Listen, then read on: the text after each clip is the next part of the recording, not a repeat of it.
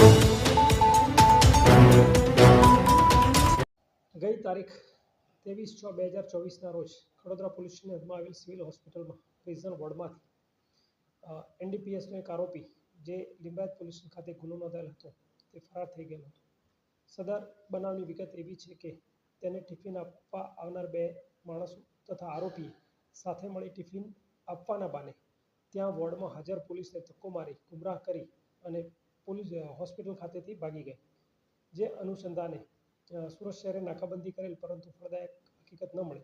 ત્યારબાદ સરથાણા પોલીસને બાતમી હકીકત મળેલ કે સદર આરોપી વડોદરા ખાતે હોવાનું જણાતા એક ટીમ સરથાણાની વડોદરા ખાતેથી તથા બીજો એક આરોપી એમ કુલ્લે 2 તથા એક ત્રીજો આરોપી જે શરૂઆતમાં માઇનર હોવાનું જણાતું હતું પરંતુ તેનું વેરિફિકેશન કરતા તે પણ પુખ્ત હોવાનું જણાયેલ છે. આમ કુલ્લે 3 આરોપી સરથાણા પોલીસ દ્વારા CRPC 41(1) મુજબ કાર્યવાહી કરી ખડોદરા પોલીસ સ્ટેશનને સોંપવામાં આવેલ છે. સદર બનાવમાં બીજા અન્ય કેટલા વ્યક્તિઓ સામેલ છે અથવા અન્ય કોઈની ભૂમિકા છે કે કેમ તે બાબતે ખડોદરા પોલીસ સ્ટેશનના પીઆઈ શ્રી ND મીર નાઓ તપાસ ચલાવી રહેલ છે.